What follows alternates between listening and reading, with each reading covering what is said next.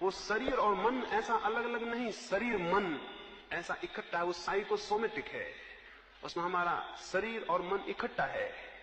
शरीर का ही अत्यंत सूक्ष्म हिस्सा मन है और मन का ही अत्यंत स्थूल हिस्सा शरीर है। इसे यूं समझिए कि दोनों बिल्कुल अलग अलग चीजें नहीं हैं। इसलिए जो शरीर में घटित होगा उसके परिणाम मन में प्रतिध्वनित होते हैं, और जो मन में घटित होता है उसके परिणाम शरीर तक आ जाते हैं। अगर मन बीमार है शरीर ज्यादा देर स्वस्थ नहीं रहेगा, अगर शरीर बीमार है तो मन ज्यादा देर स्वस्थ नहीं रह सकेगा। ये खबरें एक दूसरे में सुनी और समझी जाती हैं। इसलिए जो लोग मन को स्वस्थ रखने का उपाय समझ लेते हैं वे शरीर के बाबत मुफ्त में बहुत सा स्वास्थ्य उपलब्ध कर लेते हैं, जिसके लिए वो कोई कमाते नहीं, जिसके लिए कोई प्रयास नहीं करते। शरीर और मन संयुक्त घटना है। शरीर पर जो होगा वो मन पर होगा। इसलिए आपके अपने आहार में, आपके भोजन में आपको थोड़ा विवेकपूर्ण होना जरूरी है। पहली बात, वो इतना ज्यादा ना हो कि शरीर उसके कारण आलस्य से भरता हो। आलस्य अशुद्धि है। वो ऐसा ना हो कि शरीर उत्तेजना से भरता हो। उत्तेजना अशुद्धि है, क्योंकि उत्तेजना ग्रंथियां पैदा करेगी। वो ऐसा ना हो कि शरीर क्षीण होता हो, क्योंकि क्षीणता कमजोरी है, और शक्ति अगर उत्पन्न ना होगी तो परमात्मा की तरफ विकास भी नहीं हो सकता। शक्ति पैदा हो लेकिन शक्ति उत्तेजक ना हो, ऐसा आहार होना चाहिए। शक्ति पैदा हो लेकिन वो इतनी ना हो कि शरीर उसके कारण आलस्य से भर जाए। अगर आपने जरूरत से ज्यादा भोजन किया है तो सारे शरीर की शक्ति उसको पचाने में लग जाती है, शरीर में आलस्य छा जाता है। शरीर में आलस्य छाने का और कोई मतलब नहीं है। सारी शक्ति पचाने में लगती है तो शरीर आलस्य से भर जाता है। आलस्य इस बात की सूचना है कि भोजन जरूरत से ज्यादा हो गया।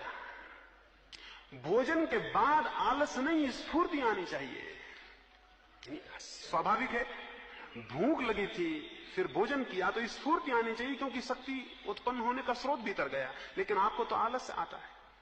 आलस्य इस बात का मतलब है कि आपने इतना भोजन कर लिया कि अब शरीर की सारी शक्ति उसको पचाएगी, तो शरीर अपने सारी शक्ति को खींच के पेट में ले जाएगा और सब तरफ से शक्ति क्षीण होने से आलस्य आ जाएगा।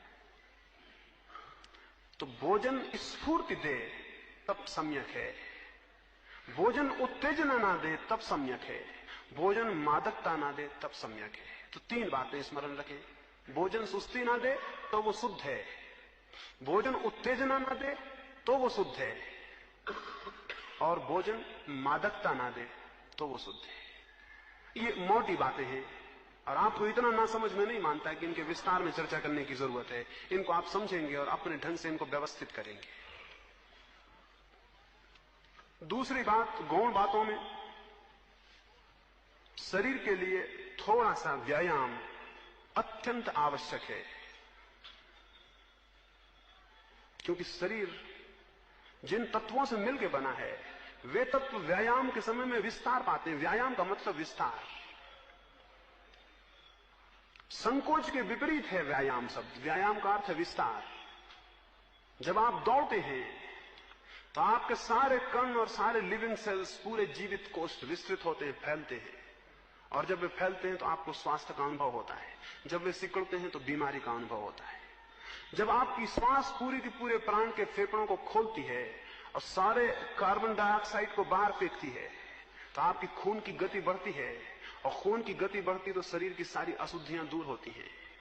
इसलिए योग ने शरीर सोच को, शरीर की परिपूर्ण शुद्धि को बहुत अनिवार्य नियमों के अंतर्गत रखा। तो थोड़ा व्यायाम। अति विश्राम नुकसान करता है, अति व्यायाम भी नुकसान करता है। इसलिए अति व्यायाम को नहीं कह रहा हूं। अति व्यायाम नहीं, थोड़ा सम्यक व्यायाम कि जिससे आपको स्वास्थ्य का बोध हो, और अति विश्राम नहीं, थोड़ा विश्राम भी। जितना व्यायाम उतना विश्राम। इस सदी में व्यायाम भी नहीं है और विश्राम भी नहीं है। हम बहुत अजीब हालत में हैं। आप व्यायाम तो करते नहीं, आप विश्राम भी नहीं करते।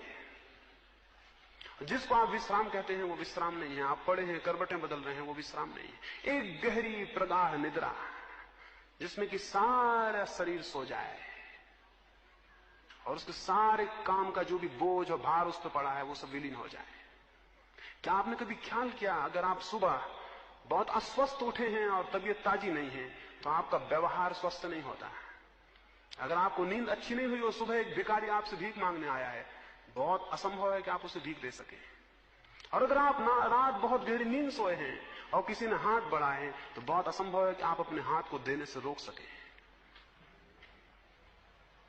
इसलिए भिखारी सुबह आपके घर मांगने आते हैं, शाम को नहीं आते, क्योंकि सुबह संभावना मिलने की है, शाम को कोई संभावना नहीं।